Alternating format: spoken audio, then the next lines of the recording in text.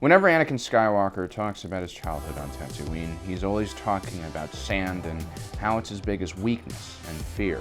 But I always saw it as something else. I always thought his hatred of sand was just a metaphor for the eroding feeling of the world wearing away at him and his mother because they were both born as slaves. It's something that Anakin rarely ever talks about even to his wife and friends, but it's something that clearly affects him, even though he tries to play it cool. Remind me why I'm the one playing the part of the slave? I tried it once. I wasn't any good at it. During the Jedi's mission to Kadavo, Anakin is tasked with uncovering the location of a group of colonists who are believed to have been kidnapped by the Separatist droid army and then sold into slavery to the Zygerian Empire.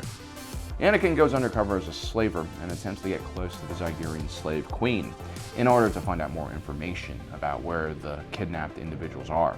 And while he tries his best to be charming towards the queen, he breaks cover a few times. First, when he sees one of the queen's slaves throw herself off a building because she hates her enslavement so much. And then later on, when Anakin is forced to blow his cover to rescue his friends, he straight up force chokes the queen. The Jedi are not supposed to force choke people, but Anakin likes wearing his emotions and feelings out where everyone else can see them, and he clearly is affected by slavery. Before the Hutts bought my mother, she was sold in a market just like this. Child slavery puts a terrible toll on the affected individual. Unfortunately, in our modern world, slavery still exists in many forms, some better hidden than others. One example occurs in Haiti. Children of extremely poor families are sent to join other families as servants. These children are known as restavek. They're basically house slaves and exchange their own freedom for food and shelter. The emotional and psychological toll on these restaveks can be great and very harmful. It is usually reinforced by the family that the restavek are inferior and that their main purpose is to serve others. They're conditioned to be submissive and see themselves as subhuman. They're taught to not have any thoughts of their own or any individuality at all. This is a common practice we see all slavers use, including the Zygerian slavers. The best way to control your slaves is by convincing them that they were born to become slaves and could never achieve anything else. It's brainwashing and it's pure evil. Anakin has had some time to process his own enslavement and understand what he went through as a child. Perhaps this is why he's always been an individual who hates rules, regulations, and following what other people tell him to do. A life of servitude has taught him to reject other people's authority over him, and it's what makes him go in the complete opposite direction as a Jedi. And while Anakin is not the brightest, critical thinker, he's definitely not dumb. So what does he think about the situation the clone troopers are in?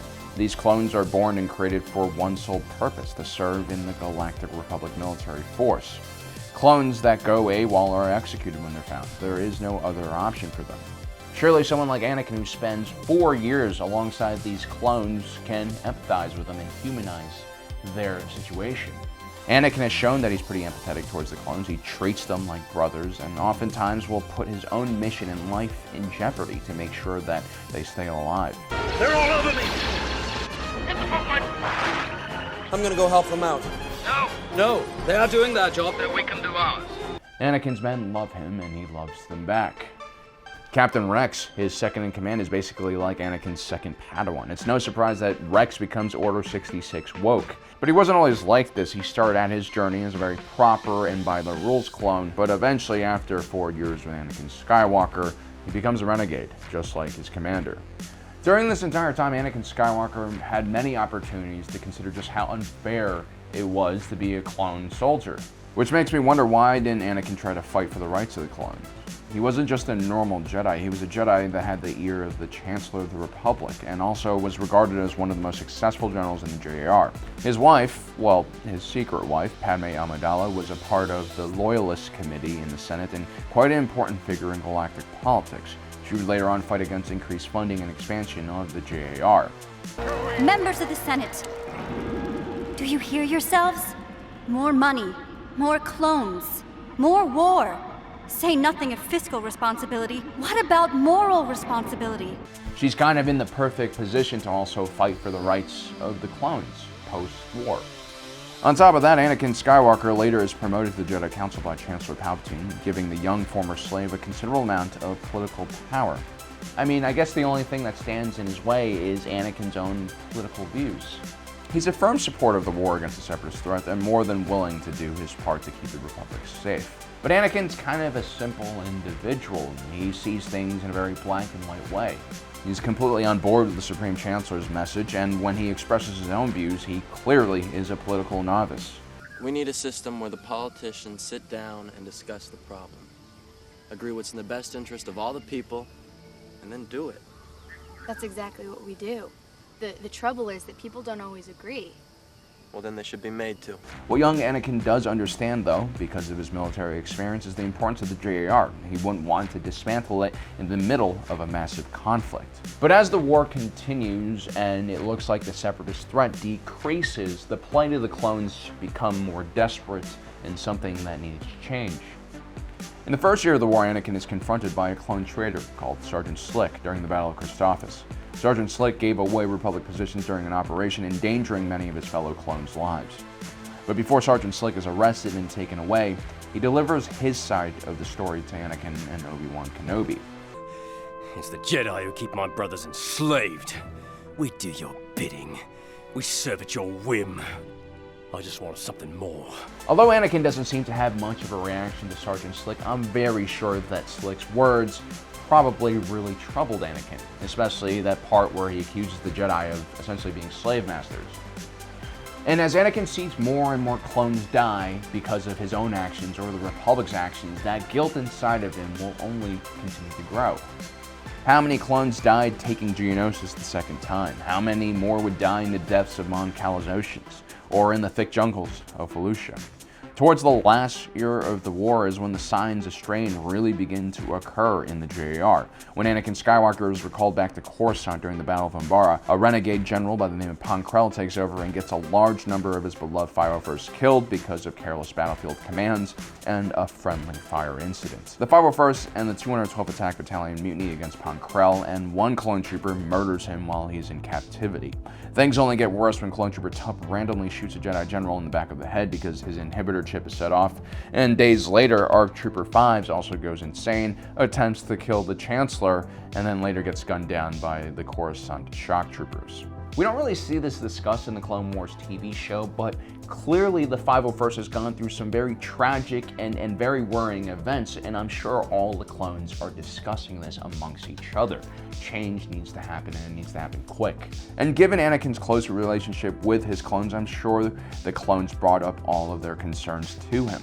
The clones were getting tired of war, and the 501st has suffered well over 100% casualties in 4 years, and there was no end in sight for them. They wanted to know what would happen to them next.